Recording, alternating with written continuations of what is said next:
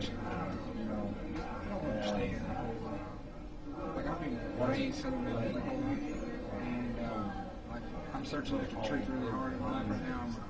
I'm going to MSU, and I want to understand the whole doctrine of election and things like that. And we've got my roommate's a Calvinist, and he's been kind of trying to teach me a little bit, but I just want to know the truth, and they're all telling me that eventually hear the guy, and is there any way that you can, whatever, anything that you can... I can say something, but let me, if you will go to my pastor's website, Anchored Truth, he has a series of sermons called Election, Plain and Simple.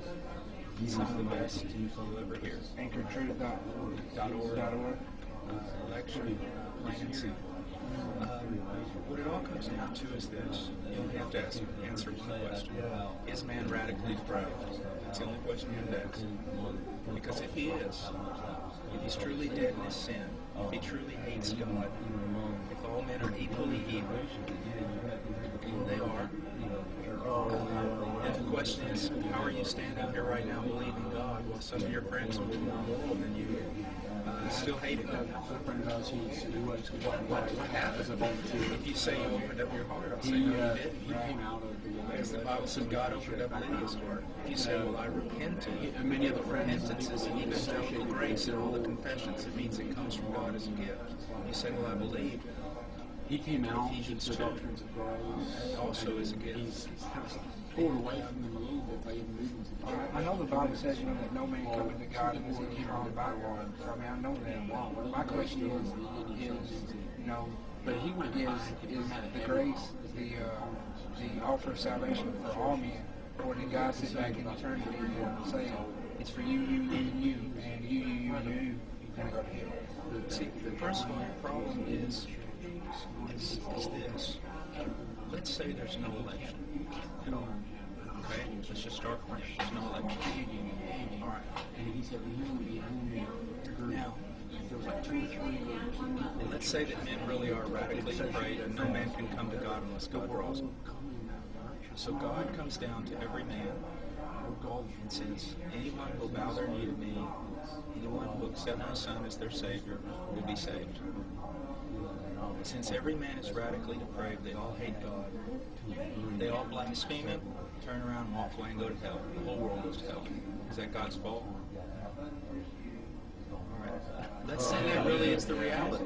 Let's say that the Bible is true and that men hate God that much. So who's going to get saved? Absolutely no one. And if God saves no one because everyone is evil and rejects Him, is God wrong in that? No. So that's what you got without election. You got the whole world hating God and going to hell. That's it. And the other option is this. Among these evil men, for His own glory, and to demonstrate His own kindness before the foundation of the world, He chooses a group of men out of there to demonstrate His glory in them. Is that wrong? Did He rip the other men off? What did He do? You've got 2 choices. God saves a group of people by His own sovereignty, or everybody goes to hell. Everyone. Because men are that evil. See, your problem, what you need to realize is this. If God, right now, were to throw open the door of hell and say, everyone who wants out of hell, the only thing you have to do is bow your knee to me and recognize my lordship, they'll slam the door and stay in hell. See, what you don't realize, because of the humanistic Christianity in America, you don't realize men are really evil. They really are evil. I'll give you an example. Any of you seen The Lord of the Rings? Okay. Yeah. Saruman makes these orcs.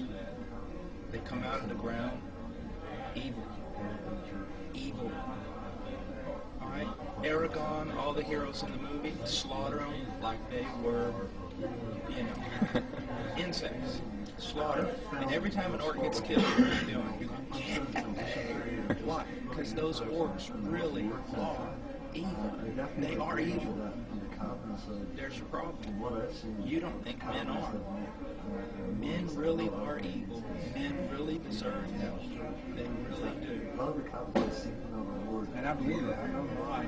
So, It says, we talk about the doctrine of inability, that men cannot come to God. And Jesus said that. All right, men cannot come to God. Now, if you say, if men can't come to God, then how can God judge them? That's like judging a blind man because he can't read. If men can't come to God, then man's not a culprit, he's a victim. Here's what you have to understand. Men cannot come to God because they will not come to God. And they will not come to God because they hate Him. And therefore they're responsible. Men are evil. God is good. So men hate God. They hate His law. They hate everything about Him. Okay?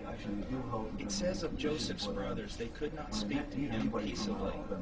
Now they spoke Aramaic. Why couldn't they speak? They could not speak to him peaceably because they hated him. Alright? That's why no man will ever come to God. If God comes down and says, alright, everybody make their choice, no one's coming to God. Why? They hated him.